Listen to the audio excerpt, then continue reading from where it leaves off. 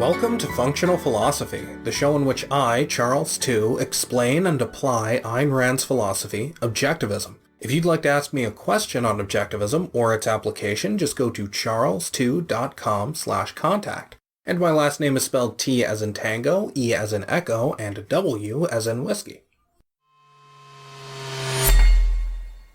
I sometimes go to social functions here in LA where small talk is often pro-socialist claptrap or jokes against individualism/entrepreneurship.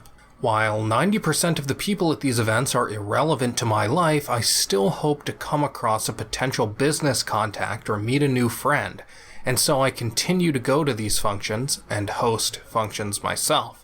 Nearly every conversation eventually devolves into some defense of collectivism, and by accident I end up dominating the conversation and demolishing everyone's childlike positions. Instead of being known as a bright individual with strong values, everyone's takeaway is that I'm simply a huge asshole, regardless of how polite and friendly my views are offered. I don't want to compromise my values by misrepresenting or minimizing my opinions and risking the chance of failing to connect with a potential ally.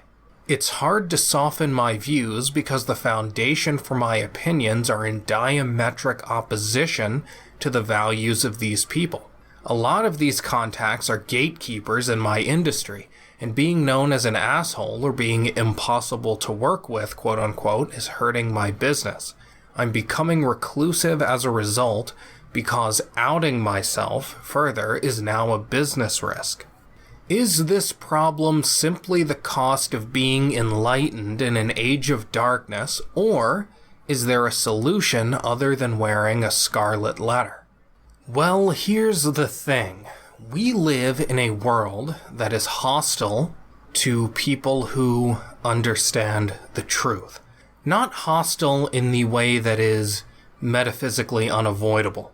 People who understand revolutionary truths will always by necessity be a minority and will therefore always face conflict. They will always be fighting the consensus, the status quo. This is why freedom is so important. Because if you have freedom, the truth will win. Freedom is what allows you, as a minority recognizer of the truth that most people don't see, to succeed in the end because you are allowed to receive the consequences of your ideas and actions. And if what you believe is true, then you will receive good consequences. But if you are in a society that embraces force, that embraces collectivism, statism of any variety, then you will be shut down for the alleged greater good.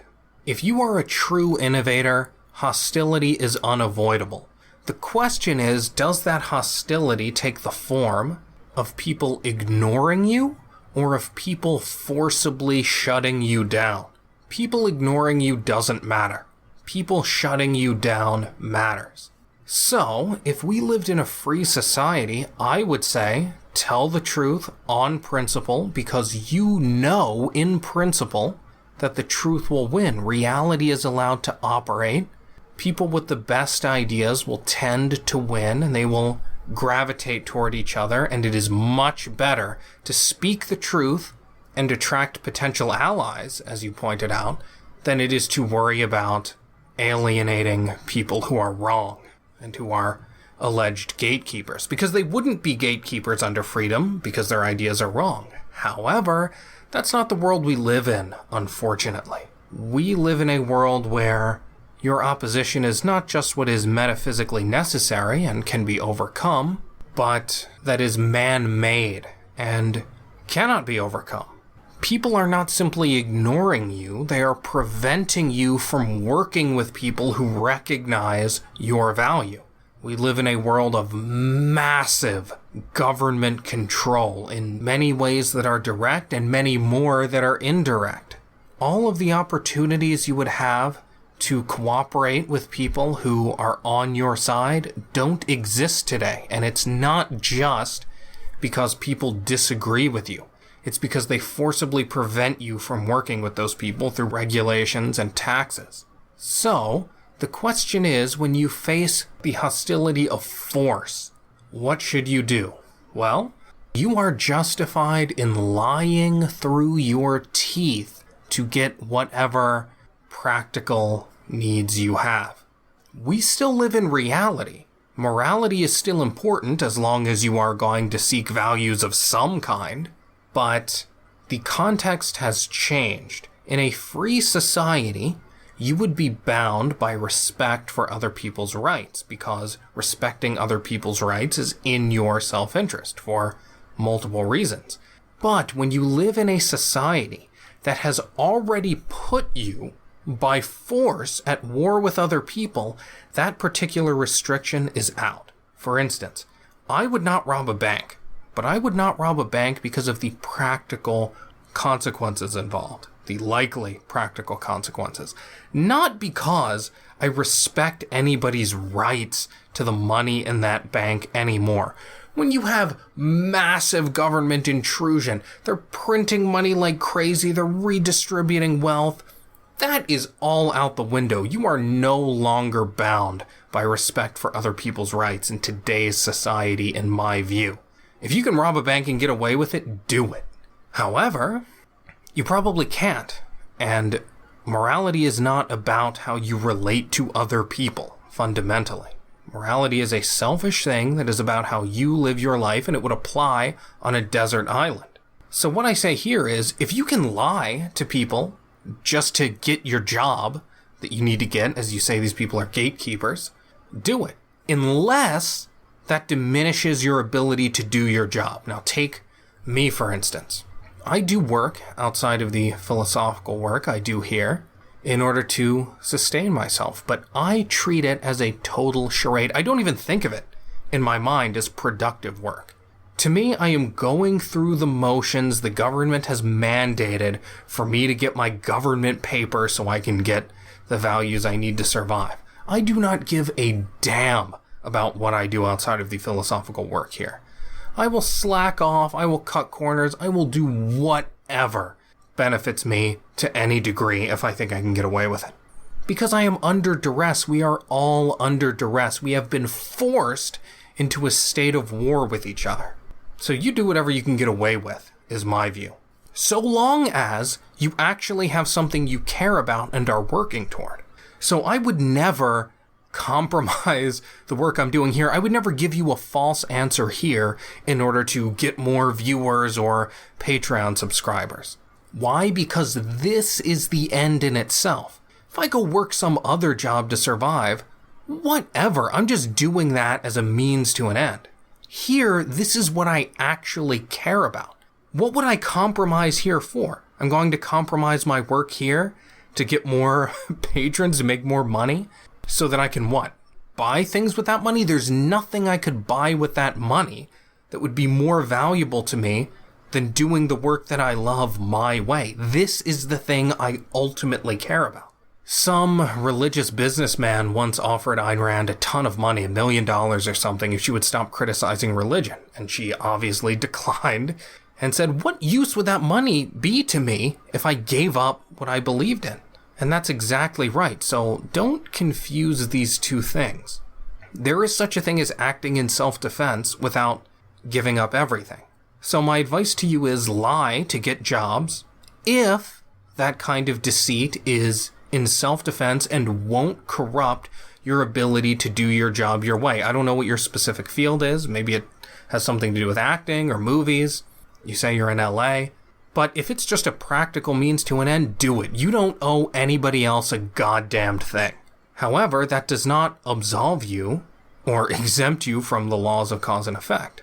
It still may be the case that regardless of your lack of obligations to other people in this context, that lying to them may destroy your ability to do your job. For instance, I have no feeling that I have any obligation to the people listening to this to tell the truth, in the sense that I care about violating their rights. As I say, we are outside of that context now. That does not matter. However, based on what I want, which is to explain the truth, then lying to you would violate that. It's not in my self-interest, not because I owe you anything anymore, but because I owe myself because of what I want.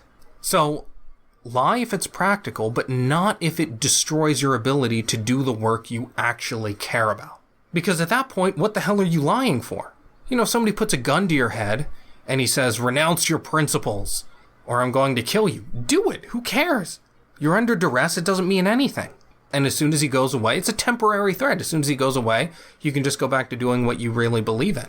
But if somebody puts a gun to your head and says, I'm going to follow you around for the rest of your life, you're never going to get away, and I want you to renounce your principles forever. Well, at that point, what's the point of renouncing your principles? What are you doing that for? You say, well, I'm doing it in self-defense, but for what end? You're not doing it as a means of getting away from this temporary threat to get back to what you want to do. It's now just something that envelops your whole life. At that point, I would say, to hell with it. There's no point. Just kill yourself or do your work your way. And if he shoots you in the head, so be it. What other choice do you have? So you have to determine what your context is. If you can lie and still do your work your way, do it. Because then that's just the equivalent of a temporary gun to your head. If you think lying will actually prevent you from doing your work your way, then don't lie. Either tell the truth, come what may, and if you live a failure of a life, there's nothing else you could have done, or search for some other way to do the work you want to do. That's all you can do. I just want to make clear here, because it's so evil, so awful that people's virtues are used against them. People who really care about morality get so wrapped up in this, and I hate the idea that people who sincerely care about doing the right thing are punished precisely for their concern with virtue, and they give up opportunities they could have because they're concerned with morality, and they're just giving evil an advantage. No, absolutely not. Somebody puts a gun to your head, you lie through your teeth to get through that situation. And that's the situation I think many people are in right now. Now, if you're not in that situation, if you are in a situation where there would just be no end to the lying and it would corrupt your career, then just tell the truth and there's nothing else you can do. Because there's no point in lying, because you're not just getting through a temporary emergency situation. Alright, next. Rucka in his video on philosophy states that Ayn Rand bridged mind and body in her epistemology. Can you explain her justifications for both in one Your Podcast episodes? Well, this is a very confused question. What does that mean? Ayn Rand bridged mind and body. Can you explain her justifications for both? Okay, where does this plural come from? Mind and body. You want me to justify mind and body? That's a different issue from bridging mind and body. So this question is very confused. The justification for the view that both mind and body exist is simply observation, whether introspective or extrospective. So there's nothing more to say about that. But in terms of bridging them, that is a separate issue. Yeah, there have been idealists and materialists, but most people, I would say, believe that both mind and body exist, and the question is, how do you reconcile these two? It's not a question of justifying the existence of each of them. Most people admit, oh yeah, these both exist, but how the hell do they work together? How can both of these things exist? David Chalmers calls this the so-called hard problem of consciousness. How does consciousness relate to the physical world? How can consciousness come from the physical world? This has been a problem people have had for a long time. How can mind interact with body? If mind is this immaterial mental thing and body is a physical thing, how can these two things interact if they're totally unlike each other? So that's a totally different question than justifying the existence of both. As I say, many people believe both exist, but they just don't understand how or how they can interact. And the result of that is, of course, that people subsume one under the other, or they transform one of them into really just a kind of the other. So idealism says, well, body and physical existence is really just projection of the mind, and other people say, no, the mind is an illusion and it's all just physical. Now, the answer to how to bridge mind and body is to not be rationalistic. You are just plucking rules of reality out of thin air and saying, this is how reality must work. It can't be that mental phenomena can interact with physical phenomena. It must be that these things must be the same kind of thing in order for them to interact. Well, that rule doesn't come from anywhere. You just made that up. So that's the answer. The bridge is simply observation of the fact that these things do interact and yet aren't the same. And there's no contradiction involved. So Ayn Rand bridged mind and body by not being a rationalist. She simply looked at reality. If you'd like to keep up with everything I do, just go to charles2.com. If you'd like to enable me to do more, just go to patreon.com/charles2 and become a supporter. Thanks for listening.